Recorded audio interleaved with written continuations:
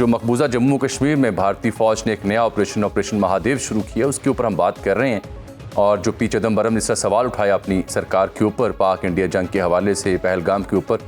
मगर साहब, मैंने आज इस मामले को स्टडी किया है तो मालूम हुआ कि इन्होंने रिसेंटली जो इनकी नॉर्दर्न कमांड है वहाँ एक अफसर अपॉइंट किया जिसका नाम है प्रातिक शर्मा। ये he is known for information warfare. एक पहली बार इनकी फ़ौज में एक नया महकमा मुतारिफ करवाया गया इंफॉर्मेशन वॉरफेयर का आर्मी हेडक्वार्टर में। इसने उसको हेड किया हुआ, जब ब्रिगेडियर तब भी मकबूजा जम्मू कश्मीर में रह चुका है, उसको वहाँ भेजा गया है। तो मुझे तो लगता है कि ये महादेव नामी जो फिल्म है जो पाकिस्तान को मिलाइन करना दहशतगर्दी के साथ, ये प्रातिक शर्मा के जरिए इसको लॉन्च किया गया है अपनी होम क्राउड को प्लीज करने के लिए। आपकी राय क्या है नए इस ड्रामे के ऊपर? जी बिल्कुल, देखिए ये खासी एक उभरती हुई सिचुएशन है कि जिसके अंदर किसी तरफ भी जो है सिचुएशन होल्ड हो सकती है। आपने बिल्कुल ठीक है कि जो ऑपरेशनल जो इंफॉर्मेशन वॉरफेयर के लिहाज से इन्होंने इसको लॉन्च किया है और जो ब्रिगेडियर साहब इसके साथ अटैच हैं, जो सारी कहानी लेके चल रहे हैं कि यहाँ पर कोई कम्युनिकेशन ऐसी ट्रैक हुई थी श्रीनगर से ऊपर पहाड़ों के अंदर, ना डाची नामी कोई उनका इलाका बनता है जो थिक फॉरेस्ट है, तो वहां पर इनकी कम्युनिकेशन हुई और फिर नोमैड्स के जरिए उन्होंने वहां पर खाना बदोशों से इंफॉर्मेशन ली और आज ऑपरेशन किया। और 3 फोर्सेस थी, रिजर्व पुलिस भी थी और जम्मू कश्मीर की पुलिस भी थी, आर्म फोर्सेस भी थे, पैरा ग्रुप भी था और उन्होंने 3 दहशतगर्दों को मार दिया। अब ये तमाम चीजें अगर आप देखें तो अगेन एक नैरेटिव बिल्ड करने की कोशिश की जा रही है और कह रहे हैं कि हम सरप्राइज से हमने उसको जो है अचीव किया। अब इसमें चंद एक ऐसी बड़ी वाज़ेह किस्म की चीजें जो आपने बिल्कुल ठीक कहा कि डोमेस्टिक ऑडियंस के लिए है, इसको तो इंटरनेशनली आप देखें तो मोदी जिस तरह से आइसोलेशन का शिकार है, वन इंडिया ओवरऑल अपनी पॉलिसीज में बेतहाशा की मार खाई है। कहीं पे भी जो आपको उनका इंडिया का जो मिनिस्टर ऑफ एक्सटर्नल अफेयर हैं वो बिल्कुल नजर नहीं आ रहे हैं। इसी तरह चिदम्बरम साहब ने भी जो कांग्रेस के डिफेंस मिनिस्टर भी रहे, उन्होंने भी क्रिटिसिज्म किया कि किधर। डॉक्टर कमर चीमा साहब, ये इस ऑपरेशन के नतीजे में क्या एक बार फिर पाकिस्तान मुखालिफ को फॉल्स फ्लैग ऑपरेशन की तैयारी कर रही है मोदी सरकार, या इसकी कंजम्पशन सिर्फ लोकल ऑडियंस और बिहार इलेक्शन के लिए है? आपकी अप्रीहेंशन क्या है इसको देखकर? जी, ये आपकी आवाज़ कट जाती है जामी साहब, लेकिन मुझे सवाल की समझ आ गई है। देखें, टेक्निकली तो इंडिया इस चीज़ को महसूस करता है कि जो इंडिया ने ये सो कॉल्ड ऑपरेशन सिंदूर लॉन्च किया, इसका उसको जो मिलिट्री डोमेन में फ़ायदा होना चाहिए था, डिप्लोमेटिक डोमेन में फ़ायदा होना चाहिए था और जो सोसाइटियल डोमेन में फ़ायदा होना चाहिए था, वो तीनों फ़ायदे नहीं हो सके और उनको पहले दिन से क्लैरिफिकेशंस देनी पड़ रही हैं। तो अब वो कुछ ऐसा करने, अब जैसे फॉर एग्जांपल अमेरिका ने सीज फायर करा दिया और अच्छा अमेरिका ने सीज फायर कराया, इंडिया की शुरू से पोजीशन ये रही है कि जी हम थर्ड पार्टी इन्वॉल्वमेंट नहीं करेंगे, तो इंडिया अपनी उस पोजीशन से पीछे हटा तो अपोजिशन ने सवाल शुरू कर दिए। फिर इन्होंने कहा जी हमारा अपर हैंड था पाकिस्तान के ऊपर, अगर अपर हैंड था तो फिर सीज फायर की बात क्यों मानी? बिल्कुल ठीक। तो ये लोगों को कन्विंस नहीं कर सके, जिसकी वजह से आज तक देखिए कहां 10 मई और कहां आज जुलाई खत्म हो गया और अभी अगस्त शुरू हो रहा है और इंडिया की पार्लियामेंट के अंदर एक ही बहस हो रही है कि हुआ क्या था। बिल्कुल ठीक। और क्लैरिफाई नहीं कर सके, उल्टा सवालों का जवाब देने की बजाय वो उल्टा सवाल कर देते हैं ऑपोजिशन से और कह देते हैं कि जनाब हम जो है वो हम लॉयल हैं और हमारी बात को माने, हमने बहुत अच्छा किया। तो बेसिकली इंडियन ऑपोजिशन जो है वो नरेंद्र मोदी साहब के जो ये सारी का सारा जो ऑपरेशन सिंदूर है, क्योंकि वो इंडियन हुकूमत ये चाहती है कि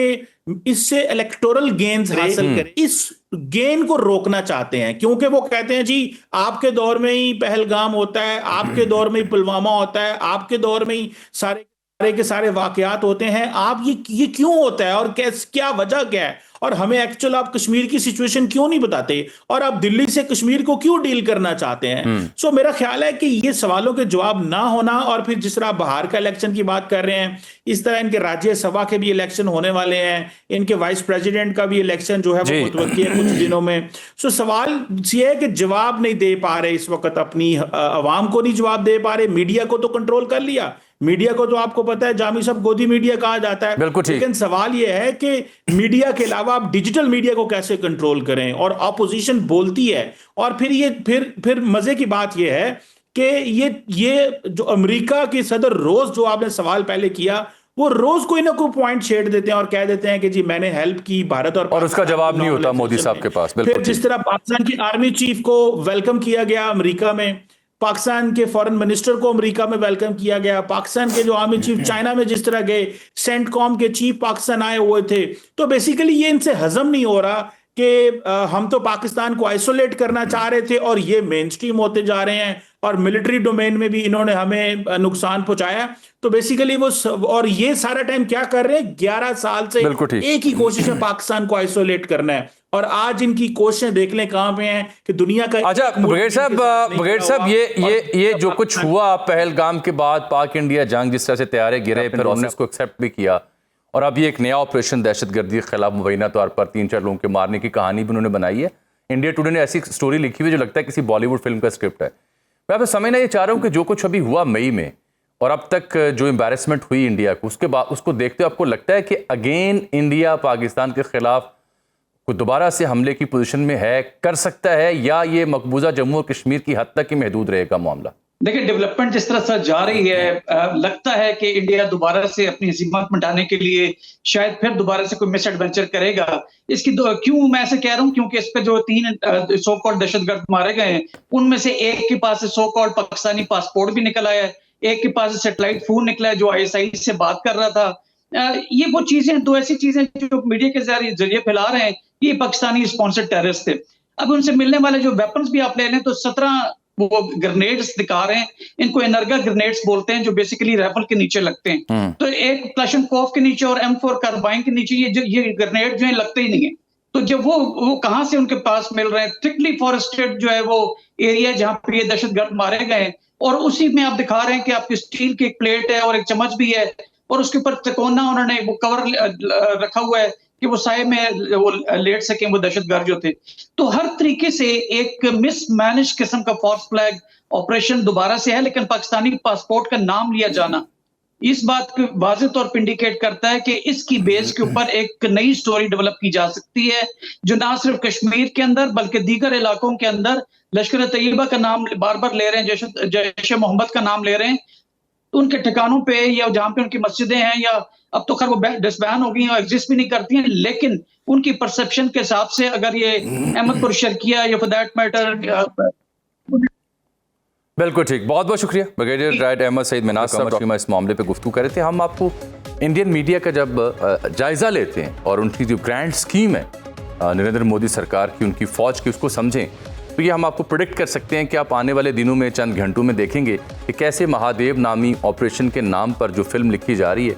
उसके स्क्रिप्ट में कुछ डेड बॉडीज़, कुछ ग्रेनेड, कुछ ऐसी इक्विपमेंट जो कम्युनिकेशन के लिए यूज़ होते हैं, वो सब दिखाया जाएगा और ये फ्रेम किया जाएगा कि ये दहशतगर्द पाकिस्तान से है और पाकिस्तान के खिलाफ ऑपरेशन कितना ज़रूरी है, और उसकी कंजम्पशन ऑब्वियसली लोकल ऑडियंस के लिए है। लेकिन इसके ऊपर बात हो रही है पाकिस्तानी मीडिया में, इंटरनेशनल भी हो रही है, पी चिदम्बरम भी सवाल उठा रहे हैं।